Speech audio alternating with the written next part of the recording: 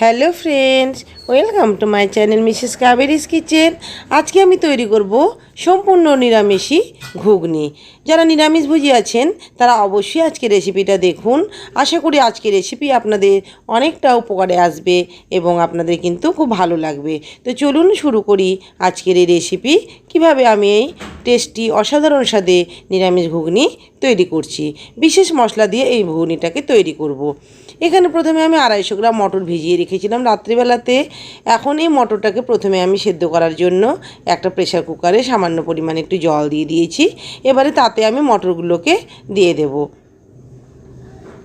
এবারে মটরগুলোকে সব দেওয়ার পরে আমি এবারে এতে দিয়ে দেব সামান্য হাফ টিস্পুন মতো সর্ষের তেল। এবারে ঢাকনাটাকে প্রেসারের আমি বন্ধ করে দিলাম। এখন আমি এটা প্রেসার সেদ্ধ হতে হতে আমি একটা মশলা তৈরি করে নেব। এখানে দেখুন নিয়েছি 2টো তেজপাতা, 2টো শুকনো লঙ্কা, 2টো দারচিনি এবং 2টো ছোটো এলাচ এবং নিয়েছি সামান্য হাফ টিস্পুন জিরে এবং ধনে। এবারে এগুলোকে আমি সম্পূর্ণ ড্রাই রোস্ট করে রেখেছিলাম। এগুলোকে এখন আমি পাটার মধ্যে গুঁড়ো করে নেব। খুব সামান্য পরিমাণ মশলা, যার জন্য এটা কিন্তু মিক্সির মধ্যে হবে না, আপনারা চাইলে কিন্তু মিক্সিতে করতে পারেন। এবারে আমি আস্তে আস্তে এই মশলাটাকে বেটে গুঁড়ো করে নেব। এই মশলাটা কিন্তু ভীষণই টেস্টি হয় বন্ধুরা। এই মশলাটা দিলে পরে কিন্তু নিরামিষ ঘুগনির স্বাদ অনেক বেশি বেড়ে যাবে। মশলাটা দেখুন আমার গুঁড়ো হয়ে গেছে। এখন আমি এটাকে একটা টিফিন বাটির মধ্যে তুলে আমি টিফিন বাটির মুখটাকে বন্ধ করে রেখে দেবো। এদিকে আমার কিন্তু প্রেসারে সিটি পড়ে গেল। আমি এখানে 2টো সিটি দিয়েছি। মটরের কোয়ালিটি অনুযায়ী কিন্তু সিটিটা দিতে হবে, কখনো 2টো 3টেও রাখতে পারে। তো আমি এবার ঠান্ডা হলে পরে প্রেসারটাকে আমি এদিকে নামিয়ে রাখলাম। এদিকে দিয়েছি কড়াই বসিয়ে। কড়াই গরম হয়ে গেলে তাতে আমি দিয়ে দিলাম সর্ষের তেল। এখানে আমি 4 টেবিল চামচ সর্ষের তেল দিলাম। দিয়ে দিলাম ফোড়নের জন্য তেজপাতা, গোটা জিরে এবং শুকনো লঙ্কা। ভালোভাবে ফোড়নটা পুড়ে গেলে পরে এখানে দেখুন একটা মশলা আমি রেডি করছি। যাতে আছে আমার এখানে একটা টমেটো বাটা, দিয়ে দিলাম 1 চামচ আদা বাটা, দিয়ে দিলাম 1 চামচ জিরে বাটা, দিয়ে দিলাম পরিমাণ মতো হলুদ গুঁড়ো, দিয়ে দিলাম হাফ টিস্পুন শুকনো লঙ্কা গুঁড়ো। এবারে ভালোভাবে মশলাটাকে আমি মিক্সড করে নিচ্ছি আগে। এবারে মিক্সড করার পরে আমি কড়াইয়ের মধ্যে ঢেলে দিলাম। এবারে ঢেলে দেওয়ার পরে প্লেট ধুয়ে সামান্য পরিমাণে একটু আমি জল দিয়ে দিলাম। মশলাটাকে আমি খুব ভালোভাবে এবারে কষিয়ে নেব। বন্ধুরা, আপনারা নিরামিষি ঘুগনি এইভাবে একবার এইসব মশলাগুলো দিয়ে তৈরি করে দেখবেন, ভীষণ ভালো লাগবে খেতে। যারা নিরামিষভোজী আছেন তারা তো অবশ্যই করবেন, যে দেখবেন কতটা ভালো লাগে। এদিকে মশলা কষানো হয়ে গেছে। এদিকে আমি দেখুন প্রেসারে ঢাকনা খুলে দিয়েছি। মটরগুলো দেখুন আমার কিন্তু সুন্দরভাবে সুসেদ্ধ হয়ে গেছে।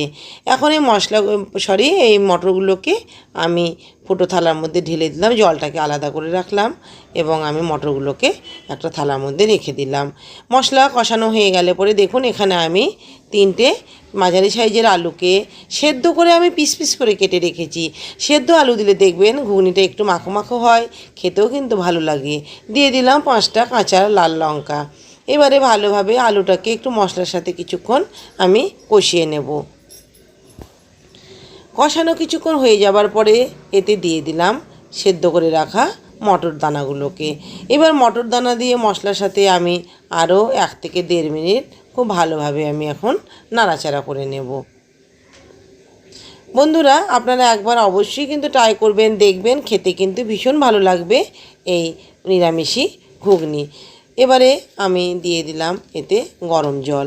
খুব বেশি জল দেব না, একটু মাখো মাখো হবে। ভালোভাবে জলটাকে দিয়ে দেওয়ার পরে আমি এখন এতে দিয়ে দিলাম পরিমাণ মতো লবণ, দিয়ে দিলাম হাফ টিস্পুন চিনি।